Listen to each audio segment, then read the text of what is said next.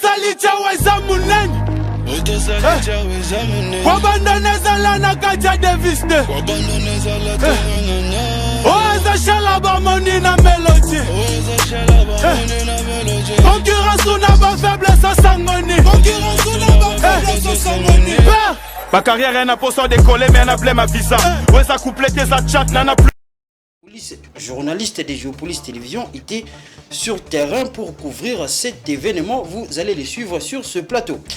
Visite du chef de l'État congolais en Chine, Félix Tshisekedi a été devant la diaspora congolaise à qui il a réaffirmé que la tenue des élections interviendra dans le respect du calendrier électoral publié par la CENI. Et puis le Cameroun veut atteindre une production de 750 000 tonnes de riz d'ici 2030. Une stratégie a été déjà adoptée et elle est évaluée à 385 milliards de francs CFA. Mesdames et messieurs, bonsoir et bienvenue à cette session d'information. Je l'ai dit en titre, c'était un jeudi particulier qui a paralysé tout l'avant-midi une bonne partie de la commune de la Gombe, déterminée à faire leur sit-in devant le siège national de la CENI, Commission électorale nationale indépendante, ce 25 mai. Les 4 leaders de l'opposition avec leurs militants ont été bloqués par la police. Cette dernière évoque le principe d'inviolabilité du siège de la centrale électorale. Après la résistance qui n'a pas abouti, les opposants ont rebroussé chemin en promettant de rentrer jeudi prochain. Ce sit-in avait pour but de dénoncer le processus électoral en cours jugé chaotique. Giscard Ntamba, Edouard Funda et Blessed Kouzola étaient là. Tout s'est arrêté juste devant l'immeuble BCDC. Pourtant, le sit-in était prévu de se tenir devant le siège de la CENI. Le CACIT pour le Congo, cette nouvelle coalition de l'opposition composée de Martin Fayoulou, Délice Essanga, Moïse Katumbi et Matata Pognon ont eu du mal à atteindre leur point de chute. Le barrière de la police installée autour du siège de l'institution d'appui à la démocratie était infranchissable. N'ayant pas déposé leur mémorandum, les militants des 4 formations politiques qui dirigent les 4 leaders cités se sont exprimés en ces termes. Le peuple n'a pas peuple été. Et le peuple est simple. Ma pronomie ma salam malam. Kende Kotanga a exposé des motifs de la constitution. Et le but est depuis 60. Beaucoup n'a besoin de connaître la rébellion, le coup d'état, la tricherie électorale. Pour si ça tricherie le coup d'état et la rébellion. Tolingi ma pronomie ma salam.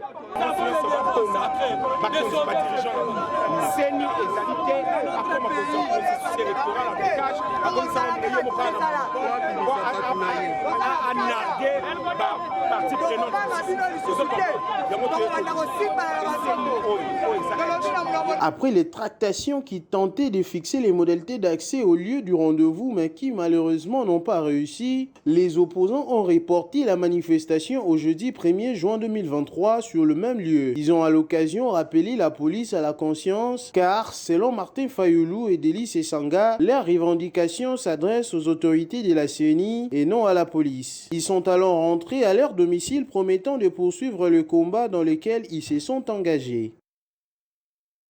Je l'ai dit dans l'entame de ce journal, nous sommes sur ce plateau avec le journaliste de Géopolis qui a couvert aussi cette marche, ce sit-in on va dire, Edouard Funda, à qui je dis bonsoir.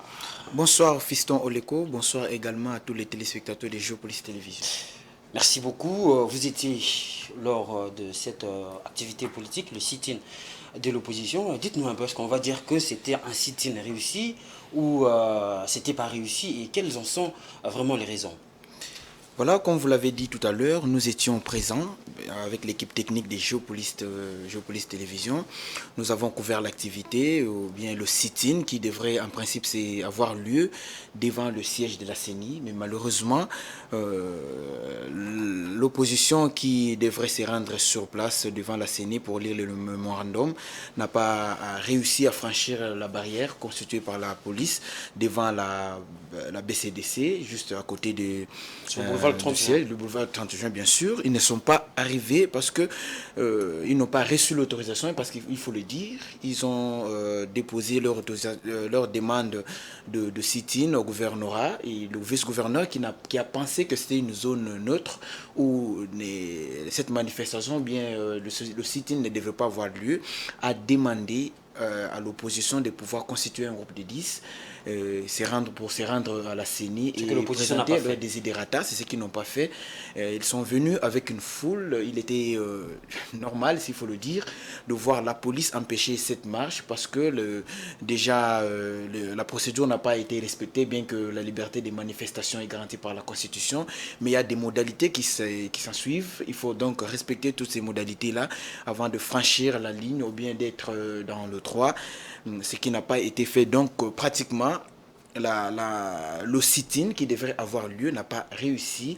Ils sont rentrés, ils ont pensé qu'il faut revenir encore jeudi pour essayer de présenter leur mécontentement parce qu'ils revendiquent un processus électoral chaotique, qu'ils pensent qu'il faut une nouvelle configuration, surtout du bureau de la CENI, mais aussi il y a d'autres pratiques qu'ils qualifient qu'ils ne voient pas de bon œil, s'il faut le dire. Ils pensent qu'il y a par exemple le nettoyage du fichier électoral qui s'est fait avec des experts choisis par la CENI. Eux pensaient qu'il selon leur déclaration. Selon leur déclaration, bien sûr. Ils pensent qu'ils vont revenir samedi pour réussir ce qu'ils n'ont pas pu réussir aujourd'hui. Jeudi prochain. Jeudi prochain, ce qu'ils ont dit. Revenons un peu en arrière, vous parlez de principe. Qu'est-ce qu'on peut attendre on peut entendre bien évidemment par le mot sit-in. En fait, le sit-in en soi, s'il faut aller par définition, c'est une manifestation non violente qui consiste à venir s'asseoir sur le lieu public. Donc ce n'est pas à confondre avec une marche. Est-ce qu'il y a si on peut parler aussi de la base juridique sur laquelle cette activité politique repose ? Certainement, le sit-in comme manifestation publique, je vous ai dit, c'est une manifestation non violente, parce que la loi, déjà, nous avons la loi organique de 196, du 29, oui, la loi organique 196 du 29 1999, qui classifie les sortes de manifestations en République démocratique du Congo.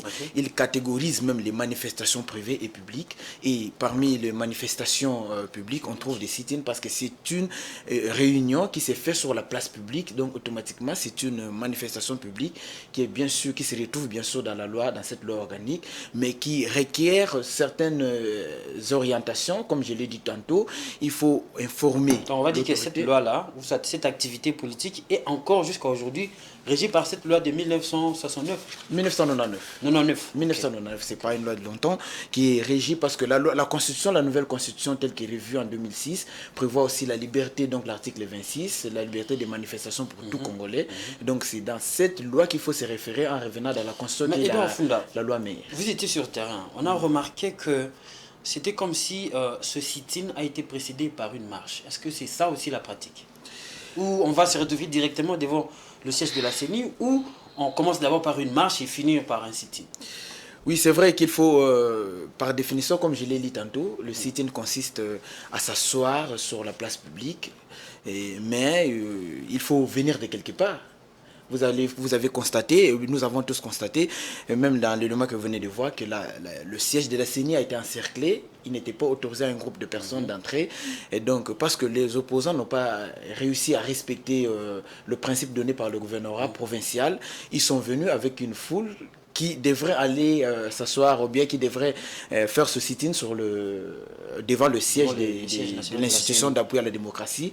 Ça n'a pas réussi, donc c'est pourquoi ils ont été bloqué. Donc le sit-in en soi n'est pas une manifestation comme celle qui a eu lieu le 20, qui consistait à quitter d'un point à l'autre, mais le sit-in, ils devraient tous se retrouver sur ce lieu-là et présenter ce qu'ils devraient faire comme d'habitude, lire le mémo, revendications et autres, mais là ils sont venus de quelque part pour arriver, ils ont été empêchés parce qu'ils n'ont pas aussi, comme vous allez remarquer qu'ils sont en train de me répéter sur ces points parce que c'est le principe, il faut, malgré que c'est garanti par la Constitution, le mouvement il faut quand même informer l'autorité, mais aussi attendre des dispositions qui devront être prises pour arriver à pouvoir faire la manifestation parce qu'en dehors de tout ce que vous pouvez, vous marchez quand même sur la place publique pour ne pas troubler l'ordre. Il y a la police, il y a des dispositions sécuritaires qui doivent être prises pour sécuriser vos mouvements. Même le fait que vous puissiez vous asseoir devant les sièges, il faudrait qu'il y ait la police pour vous encadrer. Merci beaucoup Edouard Funda. Je rappelle que vous êtes journaliste ici à Géopolis Télévision. Avec vous, nous abordons la question du sit-in qui a été organisé aujourd'hui par l'opposition et vous étiez justement le représentant de Géopolis dans cette activité. La dernière question, on va peut-être crever l'abcès et la question est comment aujourd'hui, on va entrer dans le fond justement, savoir comment aujourd'hui se présente le processus-là, les électorales en question. Est-ce qu'il y aura-t-il vraiment les élections comme le dit la CENI en décembre 2023?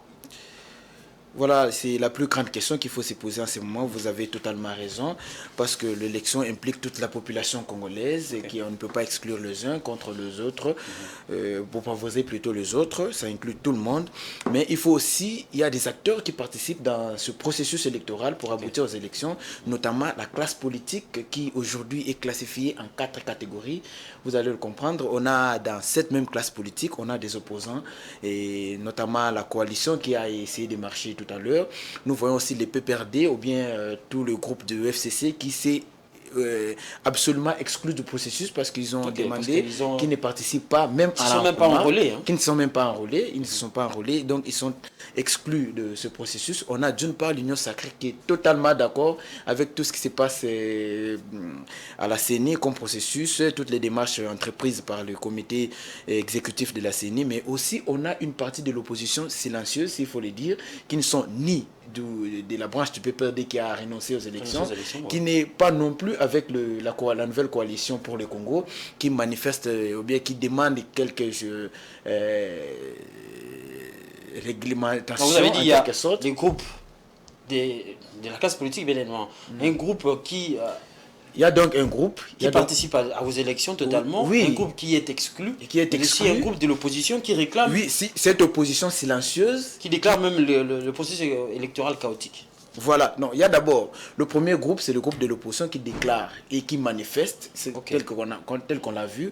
Il y a le PPRD qui est exclu totalement, le PPRD FCC, qui ne s'est même pas enrôlé, qui a demandé aussi à ses militants de ne pas pouvoir s'enrôler. Nous avons l'Union Sacrée qui est totalement d'accord avec ce qui se passe à la CENI, donc c'est une frange aussi de cette classe politique. Nous avons cette opposition silencieuse qui est ni du côté de ceux qui manifestent visiblement, qui n'est pas non plus avec l'Union Sacrée, qui n'est pas aussi exclu du processus comme le PPRD, mais qui est resté silencieuse, qui aurait peut-être d'autres idées sur le déroulement du processus électoral.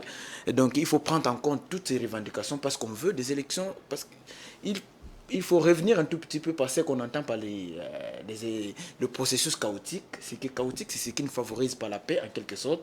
Parce que au début, je vous ai dit, les élections impliquent tout le monde. Déjà, si une grande partie de l'opposition, bien une grande partie de la population n'est pas d'accord, de la classe politique n'est pas d'accord avec ce qui se passe dans l'institution d'appui à la démocratie qui est censée apporter des élections pour la population, organiser des élections pour que toute la population élise leurs dirigeants. Donc il y a déjà une partie des manœuvres qui ne marchent pas. Donc il faudrait que la CENI revoie un tout petit peu. Ça c'est un avis qu'il faut essayer de donner après l'observation. Il faudrait qu'il organise un mécanisme de concertation impliquant toutes ces personnes. Il faut d'abord procéder par la compréhension, ou bien par comprendre ce que veut chaque frange pour pouvoir mettre ensemble toutes les idées et organiser des élections libres et transparentes comme le veut l'opposition qui a manifesté aujourd'hui.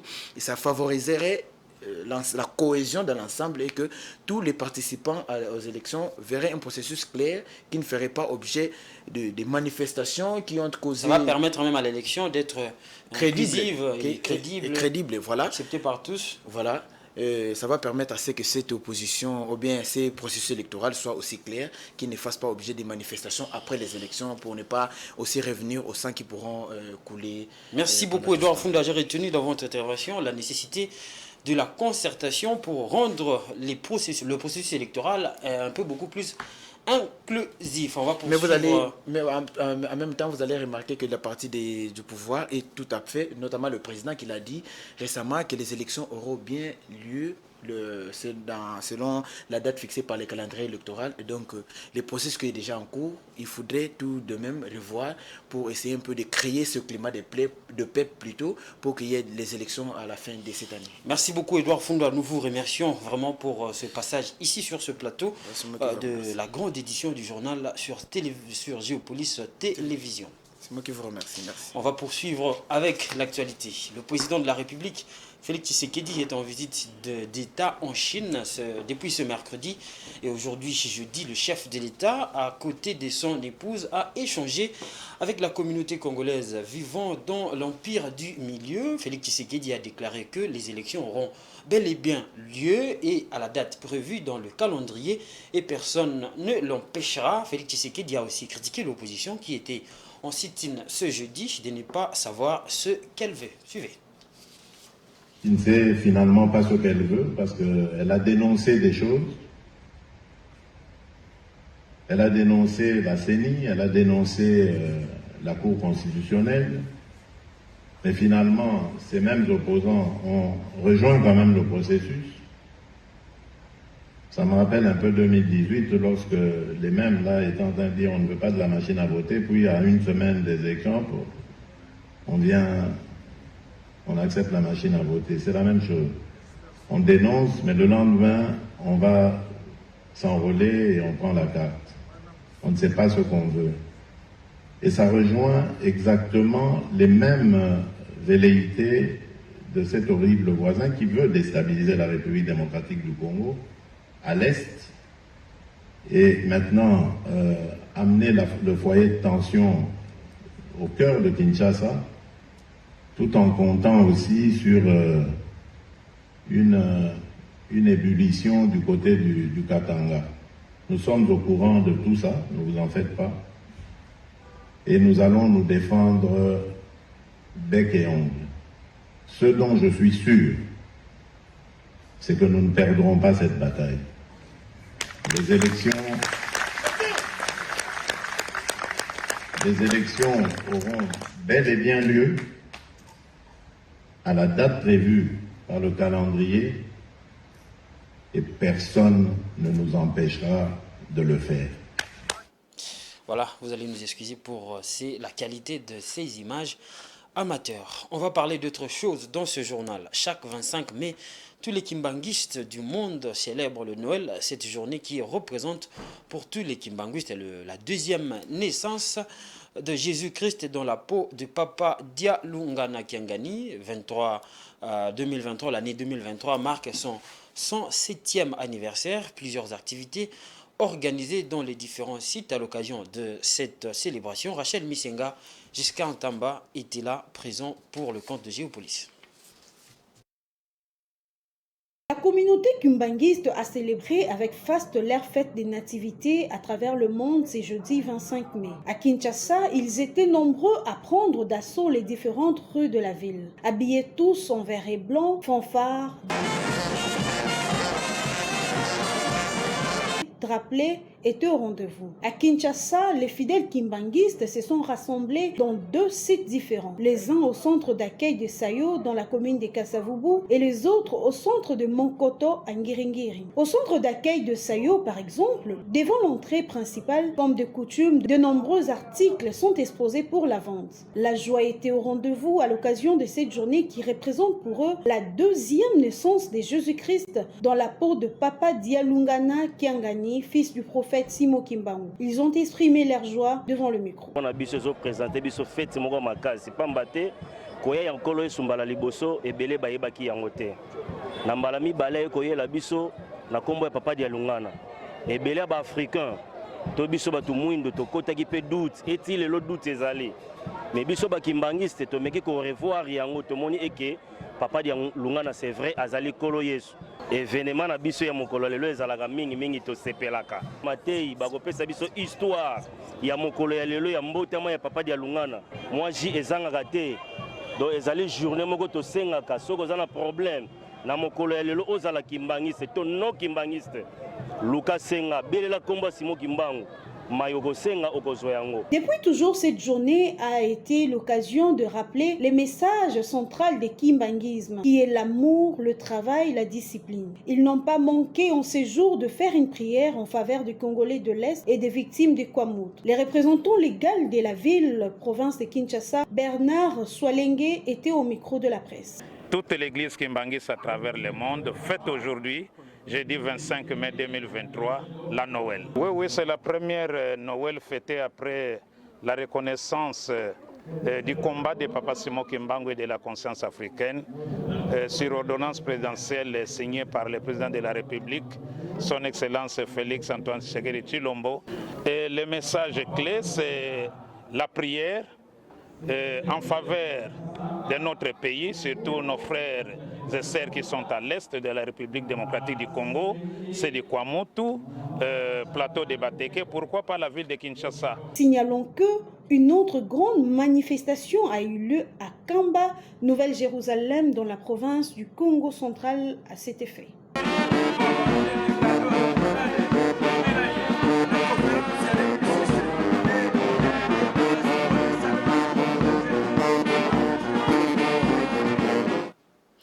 Et puis cette information en bref, mais on va toujours parler de cette date de 25 mai qui est aussi marquée par l'anniversaire de la signature des accords de l'OIA, Organisation de l'Unité africaine, en 1963.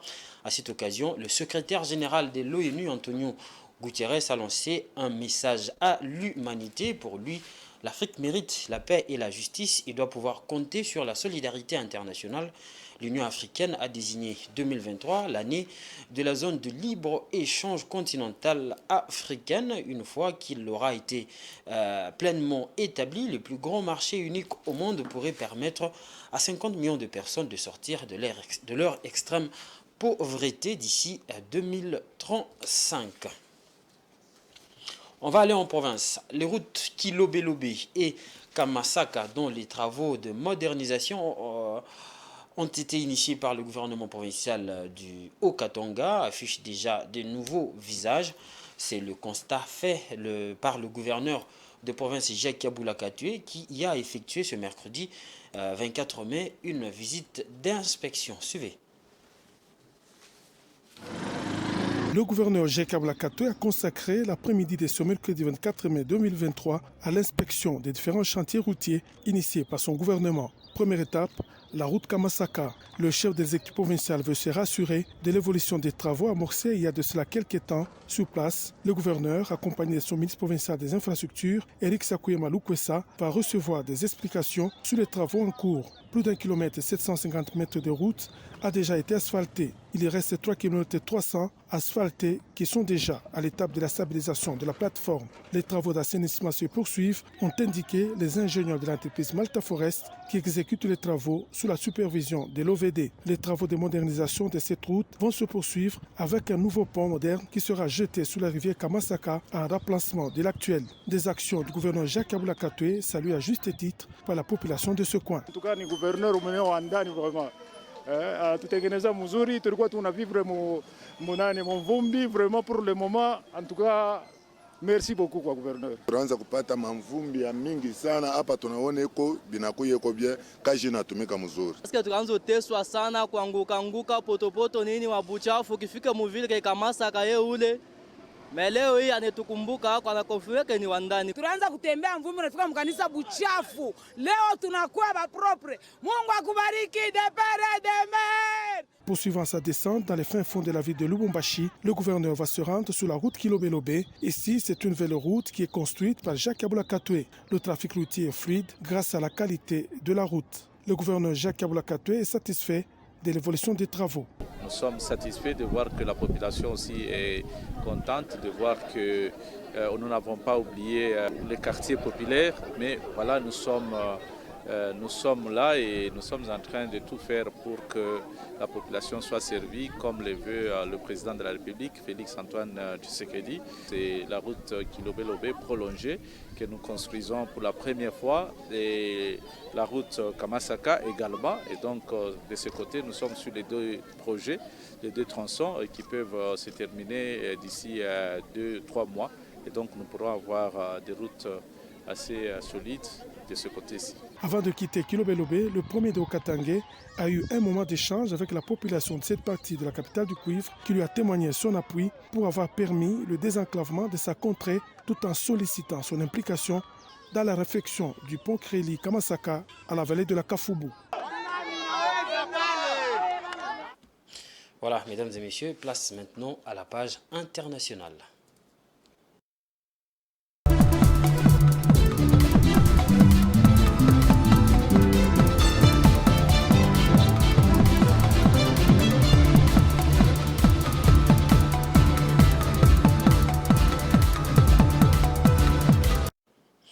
L'actualité internationale nous emmène au Cameroun qui a adopté une stratégie de 385 milliards de francs CFA en vue de porter la production de riz à 750 000 tonnes d'ici 2030 et placer ainsi les taux d'autosuffisance à 97%. À cet effet, un atelier de validation de la stratégie de développement de la filière riz a eu lieu le 16 mai 2023 à Yaoundé. L'objectif de cette stratégie est de booster la production locale du riz et rendre résiduelles les importations qui dominent actuellement le marché. Edouard Funda pour les détails. Le Cameroun a importé 652 565 tonnes de riz d'une valeur de 162,5 milliards de francs CFA au cours des 10 premiers mois de 2022. Pour mettre fin à cette dépendance, ce pays d'Afrique centrale mise sur la production locale de riz et vise à faire passer sa production de 84 000 tonnes actuellement à 750 000 tonnes d'ici 2030. Le projet est évalué à 385 milliards de francs CFA, de 298 milliards de francs CFA seront utilisés pour les périmètres et 87 milliards de francs CFA pour les autres biens et services.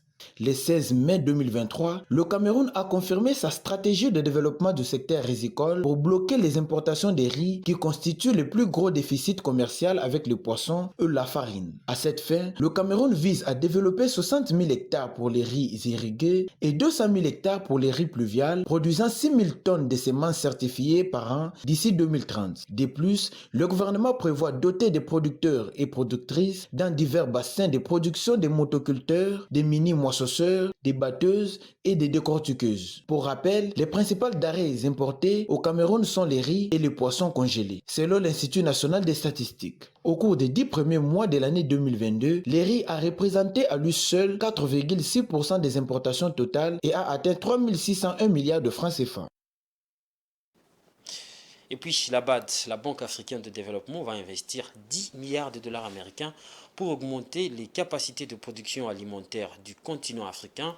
Une politique d'accélération des décisions de Dakar 2, c'est ce qui ressort des travaux de la 58e Assemblée annuelle de l'Institution panafricaine de développement qui se sont ouverts le 22 mai 2023 à Sharm el-Sheikh en Égypte sous le thème « Mobiliser les financements du secteur privé en faveur du climat et de la croissance verte en Afrique ». Une fois de plus, Edouard Funda. La Banque africaine de développement BAD voudrait voir accélérer l'implémentation des décisions du sommet sur la souveraineté alimentaire et la résilience de l'Afrique Dakar 2, lesquelles avaient tablé sur l'engagement des partenaires au développement à contribuer à hauteur de 30 milliards de dollars sur 5 ans pour soutenir la mise en œuvre des pactes nationaux agricoles. L'Assemblée annuelle 2023 de la BAD en Égypte a donné l'occasion à son président de rappeler les efforts nécessaires pour renforcer les entreprises africaines en matière d'autosuffisance alimentaire, des efforts à adosser au secteur privé. Le paradoxe de l'insuffisance alimentaire sur le continent africain s'explique par la faiblesse des productions agricoles dues à un retard technologique marqué par une production manuelle à faible rendement, mais surtout aux conséquences des changements climatiques dont les manifestations sont les inondations, les cyclones ou la sécheresse. Le continent continue de se faire d'écrouler sous d'importantes importations de denrées alimentaires estimées à plus de 75 milliards de dollars par an. Pourtant, l'Afrique possède 65% des terres arables non cultivées dans le monde et pourrait devenir une véritable puissance alimentaire mondiale, L'Afrique peut et doit contribuer à nourrir la planète, a martelé le président de la BAD. Parmi les solutions envisagées pour l'agriculture africaine et qui seront discutées lors du rendez-vous de Sharm el-Sheikh figure la vulgarisation des technologies pour assurer une plus grande productivité des terres agricoles africaines en évitant de nouvelles déforestations. L'Assemblée l'Assemblée annuelle de la BAD qui se déroule du 22 au 26 mai 2023 a pour thème mobiliser les financements du secteur privé en faveur du climat et de la croissance verte en Afrique. Voilà, c'est déjà la fin de ce journal, mais avant de nous quitter, je vous rappelle les différents titres. C'était un jeudi particulier. Une bonne partie de la commune de la Gombe était paralysée ce matin suite au sit-in de l'opposition prévu devant le siège de la CENI, Commission électorale nationale indépendante, pour dénoncer les élections jugées chaotiques par l'opposition, mais la police ne l'a pas permis conformément au décret du gouverneur déclarant la commune de la Gombe comme zone neutre. Et puis, le chef de l'État Félix Tshisekedi était devant la diaspora congolaise en Chine à qui il a réaffirmé que la tenue des élections interviendra dans le respect du calendrier électoral. Et puis le Cameroun veut atteindre une production de 750 000 tonnes de riz d'ici 2030. Une stratégie a été adoptée et elle est évaluée à 385 milliards de francs CFA. C'est la fin totale de ce journal. Mesdames et messieurs, merci de l'avoir suivi et restez branchés sur le programme des Géopolis Télévision.